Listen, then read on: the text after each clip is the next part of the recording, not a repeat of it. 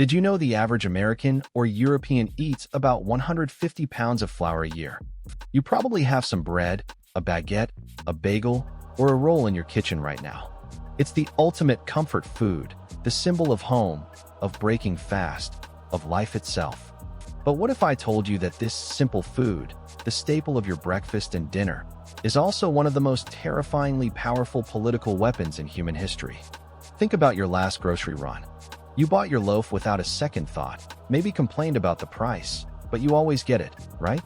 Because you need it. Now, imagine a world where the price of that single loaf of bread determined if you lived or died, if your government survived, or if an entire revolution was sparked. That's not some far-off fantasy. That's the real, bloody, and surprisingly modern history of the crust you crunch on. The problem we're all overlooking is this. We see bread as a simple food commodity, but history proves it's a terrifyingly unstable currency of power. This isn't just about ancient history. It's about the very foundations of modern democracy, market regulation, and even human rights. For centuries, when the bread price went up, the guillotine went down, and history was fundamentally rewritten. The aha moment is realizing that bread isn't just food, it's a political barometer. It's the ultimate measure of a society's stability, and when it fails, everything fails. Let's break down the forgotten history of how the price of a simple roll became the trigger for world-changing chaos, right up to the modern day. The French Revolution. When you think of the French Revolution, you picture Marie Antoinette, muskets, and the storming of the Bastille. But the real villain wasn't royalty or a philosophical tract. It was the 100 loaf of bread. By 1789, the cost of flour had skyrocketed due to poor harvests and deregulation. For the average Parisian worker, the cost of bread was consuming 88 of their daily wage. That's not an expense, that's a death sentence. In 18th century France, bread was literally life. It provided over 70 of a person's calories. The baker was a vital public servant, not just a small business owner. When harvests failed, the market, controlled by King Louis XVI, was supposed to ensure an affordable supply. When it didn't, people starved, and starvation turns quickly into fury. Imagine your entire monthly paycheck, save for a small handful of cash, had to go toward keeping a single staple food on the table for your family. Nothing left for rent, clothes, or anything else. That visceral, panic-inducing realization is what fueled the Parisian masses.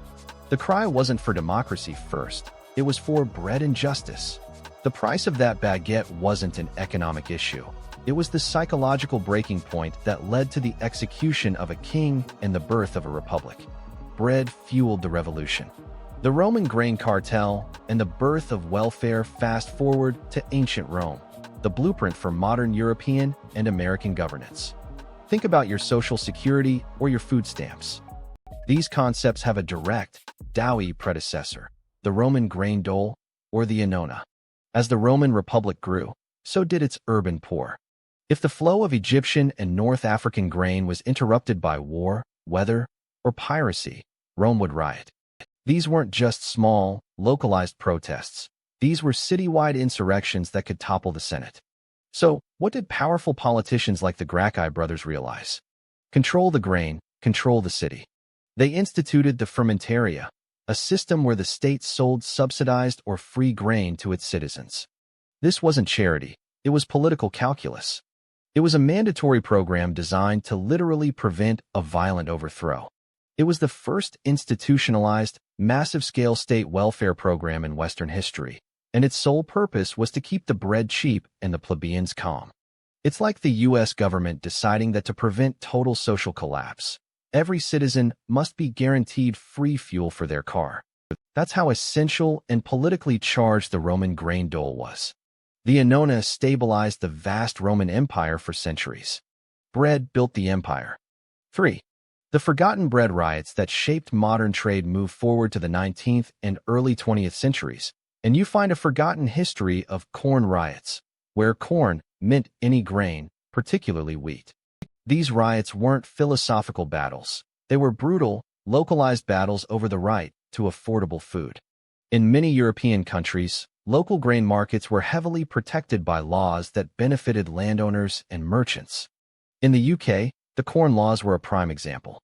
These tariffs on imported grain kept bread prices artificially high, lining the pockets of the aristocratic class while the industrial working poor starved.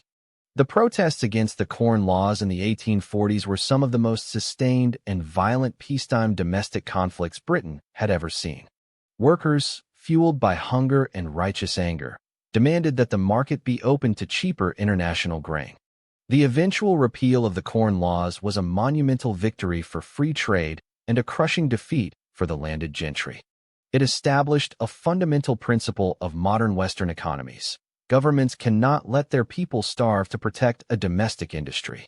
The riots forced a trade policy change that created the foundation for today's global food supply chain. Bread reformed the economy. 4. The modern-day bread crisis. It's happening again. This isn't a history lesson that's safely locked away in the past. The political weaponization of bread is a 21st century problem. The Arab Spring. What sparked the massive, widespread pro-democracy uprisings across the Middle East and North Africa, starting in 2010? While there were deep-seated political and social issues, the single, immediate trigger that pulled millions into the streets was, you guessed it, the cost of bread and food. A perfect storm of drought, oil price spikes, and commodity speculation caused global wheat prices to skyrocket. This was the final, devastating straw for countries that already subsidized their bread to keep the peace. When the cheap bread ran out, the peace did too. The Ukraine War, the invasion of Ukraine, often called the breadbasket of Europe, sent shockwaves not just through Europe, but across the globe. Wheat, corn, and sunflower oil exports were severely restricted. We saw global food prices jump by nearly 30% in just a few months. The fear of mass starvation in developing nations, reliant on that Black Sea grain, was real. World leaders weren't just debating military aid, they were debating grain corridors. Because they know the lesson: block the grain, incite global chaos. The next time you slice into a fresh loaf, remember the weight of its history. Remember that it has been the downfall of kings, the engine of empires, the trigger for revolution, and the subject of massive international trade wars. It's not just sustenance. It's a time bomb of political stability. Our relative peace and full bellies in the US and EU are a luxury bought by centuries of struggle and the constant vigilance of governments to keep that price point down. The history of the world is, in many ways, the history of this one simple food. We may worry about AI, climate change, or political gridlock, but ultimately, the single biggest threat to social order remains the price of the cheapest thing on your table. Before you go, if you were a Roman emperor and could control the global grain supply, would you use it to feed your people and ensure loyalty, or would you use it as leverage over your enemies? Let me know your Machiavellian plan in the comments below. And if you want to see how another ancient Roman invention that you use every single day has been secretly controlling world affairs for 2,000 years, click on the video up there. Don't let history stay hidden. Hit that subscribe button so you never miss another deep dive into the fascinating, forgotten stories that still shape your life today.